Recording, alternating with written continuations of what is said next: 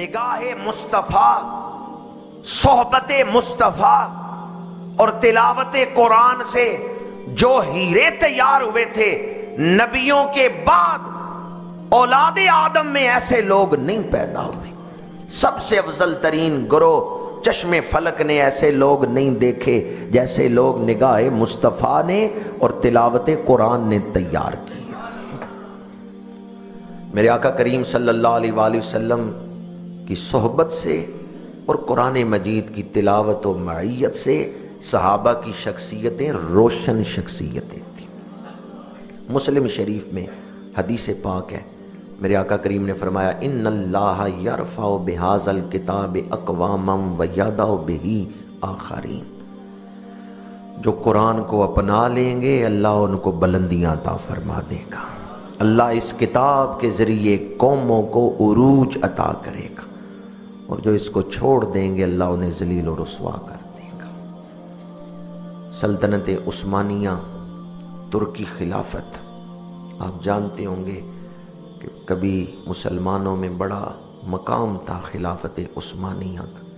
1922 میں خلافت عثمانیہ ختم ہوئی اور 1299 میں خلافت عثمانیہ شروع ہوئی تھی۔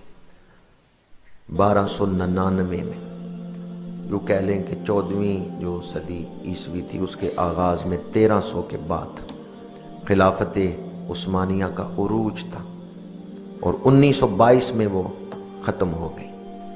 لیکن یہ خلافت عثمانیہ کا آغاز جب ہوا تھا تو جس شخص نے پہلے خلافت کی تھی، جس نے بنیاد رکھی تھی، ان کا نام تھا عثمان اول۔ عثمان نام تھا، تغرل کے بیٹے تھے، ان کے بعد بھی چونکہ عثمان آئے اس لیے ان کو عثمان اول کہا جاتا ہے۔ قرآن پاک کا فیض دیکھنا ہو تو سلطنت عثمانیہ کے بانی کی زندگی پڑھ کے دیکھ لیں۔ انہیں گاؤں والوں نے بستی سے نکال دیا، بڑے اچھے اخلاق کے مالک تھے، بڑا اعلیٰ کردار تھا، لیکن جس طرح اچھے لوگوں کو برے لوگ گوارا نہیں ہوتے، اسی طرح برے لوگوں کو اچھے لوگ بھی برداشت نہیں۔ عثمان کو بستی سے نکال دیا گیا، یہ اپنے مرشد کے پاس آئے، شیخ کو اپنے حالات سنائے۔ شیخ نے کہا کیوں پریشان ہوتے ہو، میرے پاس رات گزار لو، یہ حجرہ ہے اس میں رہ لو۔ انہیں کمرہ دے دیا، عثمان اس حجرے میں جا کے لیٹ گئے، کروٹیں بدل بدل کے تھک گئے، نیند نہیں آ رہی، پریشان ہو کے اٹھے کہ کیا وجہ، نیند نہیں آ رہی، نصف رات بیت گئی۔ کیا دیکھا، جس طرف پیر کر کے لیٹے ہوئے ہیں ادھر قرآن پڑا ہوا ہے۔ جب دیکھا نا میں قرآن کی طرف پیر کر کے لیٹا ہوا تھا تو رونے لگ گئے، یا اللہ مجھے معاف کر دے، بے دھیانی میں پیر ہو گئے، دانستہ طور پہ بھی پیر نہیں کیے، بے دھیانی میں ادھر پیر ہوئے تھے، لیکن اب زارو قطار رو رہے ہیں، معافی مانگ رہے ہیں، یا اللہ مجھے معاف کر دے، یا اللہ مجھے معاف کر دے۔ دروازے پہ دستک ہوئی، دروازہ کھولا، مرشد کھڑے تھے۔ شیخ نے فرمایا میں سو رہا تھا، میں نے خواب میں ایک بشارت سنی ہے، وہ سنانے کے لیے آ گیا ہوں۔ مجھے خواب میں کسی نے بشارت دی ہے کہ قرآن پاک نے اللہ کی بارگاہ میں سفارش کی ہے، قرآن کی سفارش قبول کر لی گئی ہے اور عثمان کو اس علاقے کا بادشاہ بنا دیا جائے گا۔ عثمان نے کہا میں اور بادشاہ، مجھے تو گاؤں والے لوگوں نے نکال دیا۔ شیخ نے کہا میں نے جو خواب دیکھا ہے وہ تمہیں سنا رہا ہوں، میں تو ابھی سویا ہوا تھا، خواب میں مجھے بشارت دی گئی ہے کہ قرآن پاک نے تیرے حق میں اللہ کی بارگاہ میں سفارش کی، تجھے اس خطے کا بادشاہ بنا دیا جائے گا۔ اور پھر تاریخ اٹھا کے دیکھیں، کچھ وقت گزرا، وہ عثمان سلطنت عثمانیہ کی بنیاد رکھ رہے، کردار انتہائی اعلیٰ تھا، انتہائی اعلیٰ کردار کے مالک تھے۔ پہلا حکم کیا جاری کیا تھا جب خلیفہ بنے؟ عدالتوں میں آج بھی قرآن پاک لایا جاتا ہے، مجرم کا ہاتھ رکھوا کے میں جو کہوں گا سچ کہوں گا۔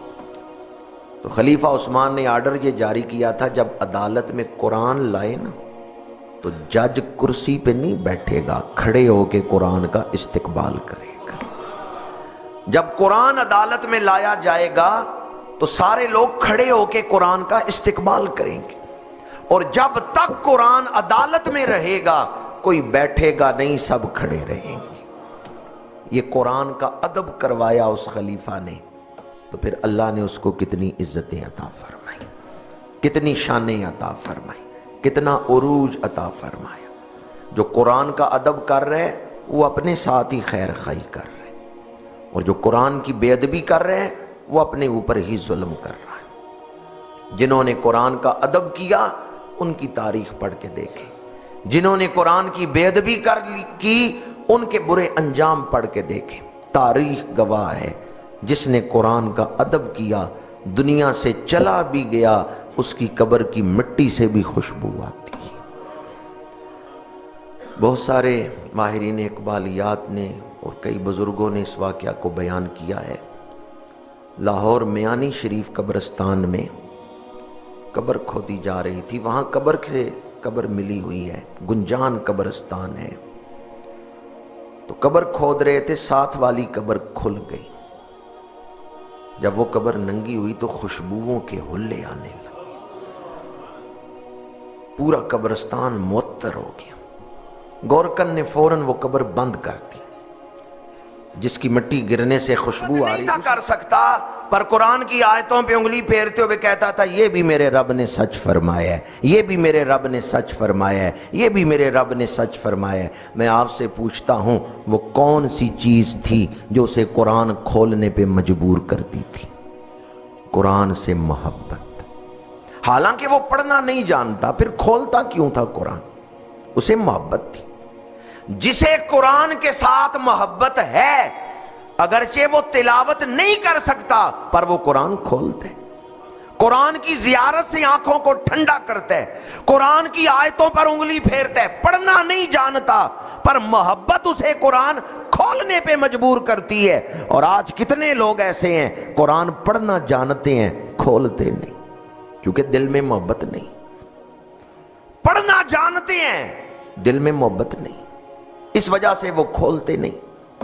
قیامت کے دن پوچھا جائے گا ثم لتسألن یومئذ عن النعیم، نعمتوں کے بارے میں سوال کیا جائے گا۔ آئیں آج قرآن پاک کے ساتھ نئے سرے سے ایک نیا تعلق، ایسا تعلق جو کبھی ٹوٹنے نہ پائے، ایسے مضبوط تعلق کا آغاز کریں۔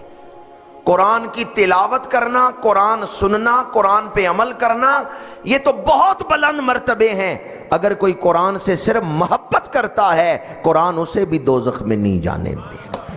قرآن کی محبت بھی بے شمار برکتوں کا باعث۔ بخاری شریف کی حدیث پاک ہے، ایک صحابی کل شریف سے محبت کرتے ہیں، میرے آقا کریم نے فرمایا حبک ایہا ادخلک الجنت، اے سورہ اخلاص سے محبت کرنے والے اس سورت کی محبت ہی تجھے جنت میں لے جائے گی۔ حبک ایہا، اس سورت کے ساتھ محبت کرنا، ادخلک الجنت، اس سورت کی محبت ہی تجھے جنت میں لے جائے گی۔ ہم کتنے خوش نصیب ہیں، اللہ کریم نے ہمیں قرآن عطا فرمایا ہے۔ قرآن دلوں کے میل دھونا جانتا ہے، قرآن دل چمکانا جانتا ہے، قرآن گرے ہوئے لوگوں کو اٹھانا جانتا ہے، قرآن ہارے ہوئے لوگوں کو جتوانا جانتا ہے، قرآن مایوس لوگوں کو مایوسی سے نکال کر شاہراہ امید پر چلانا جانتا ہے۔ قرآن بھی ہمارے پاس ہو اور پھر ہم بے چین ہو، قرآن بھی ہمارے پاس ہو پھر ہمارے دلوں کو سکون نہ ہو۔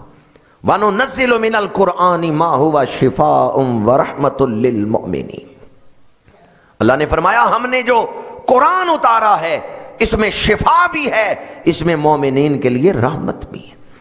جسمانی اور روحانی ہر طرح کی بیماریوں کے لیے قرآن کے اندر شفا ہے۔ پر کوئی قرآن کو کھولے تو صحیح۔